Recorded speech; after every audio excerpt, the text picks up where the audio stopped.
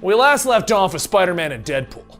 They went on an adventure in which they had a robotic kid, and that robotic kid was all powerful and then ended up going back into the S.H.I.E.L.D. vault. But the last thing that Spider-Man and Deadpool's robotic child wanted was for his parents to get very close and be able to basically be better parents to him.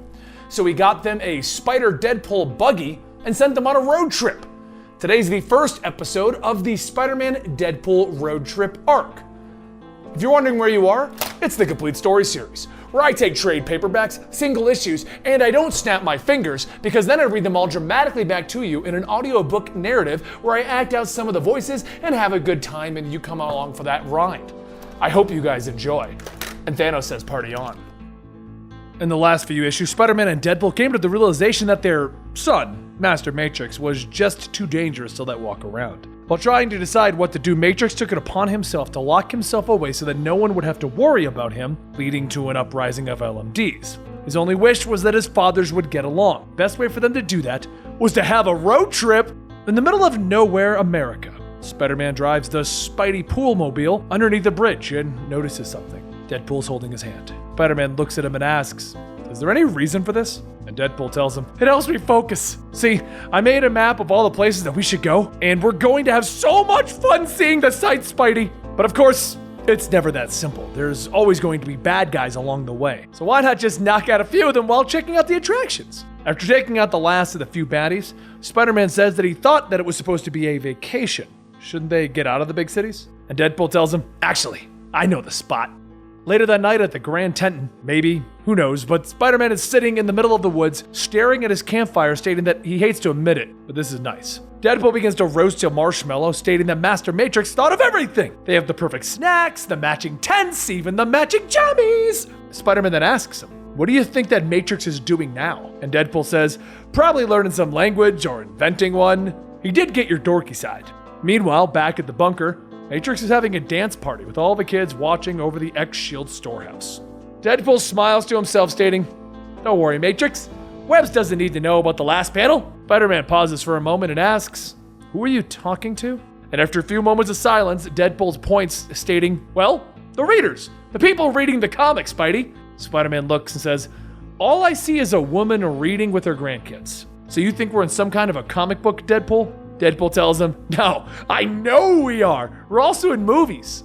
The two go back to their marshmallows and Spider-Man asks, "Why would anyone read a comic starring the both of us?" And Deadpool says, "Well, reasons. We have solo books too." Spider-Man asks, "Do we sell well?" And Deadpool tells him, "If you consider bestsellers selling well." Once the marshmallows are ready, Spider-Man lifts his mask to eat, stating, "Look, there's no judgment here. I use my mask to hide my issues too. But talking to an imaginary reader is just a way to not deal with the real world." The next day, the two of them head out to their next campsite, but as the sun comes up, they begin to hear screaming from all of the campers. Spider-Man and Deadpool suit up to see where everyone is running to, and they find bugs. Lots and lots of bugs.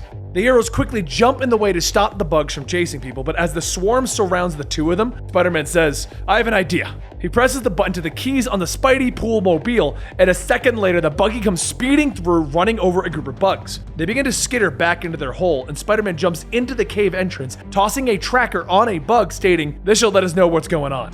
As the bugs begin to move underground, Spider-Man and Deadpool get into their buggy and they follow topside when suddenly they're stopped by a giant bug. Just before Deadpool could go on a bug killer rampage, the hero bug steps out from the top of the giant bug, stating, "Thank goodness you're here." Spider-Man asks why would he attack these people, and the bug says, "Actually, I didn't. These things burrowed in from another world. They're being controlled by something or someone, and when they made it here, the connection was weakened. I just latched onto the big one so I can help get the others to calm down." The bug turns around and begins to speak in their language, and suddenly the swarm turns around and begins to head back into the mountains, and Bug says they need to investigate. Spider-Man then asks where should they start, and Bug points to the large hole in the ground, stating that he's going to take a guess that they gotta go there. So our heroes begin to descend, while elsewhere reports of them coming down are being told to a shadowy figure, and the figure says to destroy them.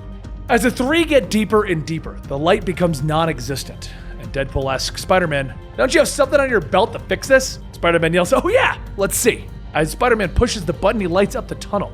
We see walls of bugs, with Deadpool telling him, yeah, I changed my mind. I don't want to see that ever again. Spider-Man tells Bug to try and do the thing that he did before, and as Bug steps out and speaks in his bug language, the bugs ignore him and they begin to attack. As the bugs swipe at Spider-Man, he shouts to Bug that they could use some help, and Deadpool tells him, yeah, I'll get on that when we can. We're a little busy having my foot cut off right now. Bug gets up to fight, stating, whatever the spongy stuff lining on these cavern walls, and Deadpool tells him, it's poop! We're all just walking around and feeling poop. Bug clears his throat, telling him, whatever it is, it's radiating some kind of energy and preventing me from talking to the bugs. As the bugs begin to overpower the three of them, Spider-Man asks, hey, if we're in a comic book, can't you just jump forward a few pages and figure out what we gotta do? And Deadpool looks at him and goes, who do I look like? Gwenpool? Wait, am I Gwenpool? A thought bubble of Gwenpool pops up. She tells him, nah, only in your fanfic. And Deadpool asks, Mom? And Gwenpool tells him, you know what? Way too gross for me. I'm out of your book. Good talk. The bugs begin to pin Deadpool down and he yells, that's it! No more Mr. Nice Deadpool! Time for some age-appropriate violence. He takes out his guns and he begins to rip the swarms to shreds, stating, look at that! All of my Starship Troopers role-playing has finally paid off. As Deadpool continues to shoot, Spider-Man stops him, yelling, hey! Hey, they're already dead! Bug looks at the wall, stating that they're right. The substance on the wall is bug poop. We're acting like some kind of conductor. My guess is that. But before he could finish, the three are shocked with a bolt of lightning and a group of voices can be heard. One of the three leader bugs tells the others that they're gonna go round up the others and make sure that these despicable heathens are killed. As one of the leaders walks off, the two remaining get ready to kill everyone, but they stop. One says that he's not sure about this, Dennis. He signed up to expand their universe, not murder. And Dennis looks at Kiko, stating, you know, if you want to make an omelet, you gotta break a few eggs. Kiko then goes on, stating that it's supposed to be about freedom. Who are we to take another life? But while the two go back and forth, Spider-Man whispers to Deadpool to hit his belt, and Deadpool whispers back, oh, I thought you'd never ask. As the light blinds Kiko and Dennis, Deadpool jumps up, kicking Dennis with his recently grown baby foot, shouting, ow, that hurts more than it should. Spider-Man gets up to his feet, webbing the two of them up, asking, who's your boss? Kiko says that he was shown a lot of things today, but one thing is that he isn't a rat. As Bug gets back up, he says that the pulse was curious, but it wasn't electrical. The lining on these walls needs to be tested. But while Bug goes back to the surface, Spider-Man and Deadpool go deeper into the caverns, with Spider-Man stating that he's been thinking a lot about what's been going on. Him talking to the imaginary people got him thinking. How about he talks to him instead? Deadpool tells him, yeah, that'd be nice, but who am I really talking to when my best bud is always Spider-Man? Spider-Man tells him, fine, how about this? And he pulls off the mask. Deadpool shouts, oh my God, you're... Spider-Man asks, what, you knew? And Deadpool yells, no, I can't see your face, it's blank. There's only one group of people who could stop this, and that's MarvelComics.com. Spider-Man says, okay, how about this? My name is beep beep. Deadpool jumps up and down shouting, that's not working either. All I hear is a bleeping sound. This is borderline cruel, Marvel. As Spider-Man puts his mask back on, a blue light shines and Deadpool runs towards it, stating, oh, I love shiny things, let's go. As Spider-Man catches up, he sees Deadpool standing next to a blue portal.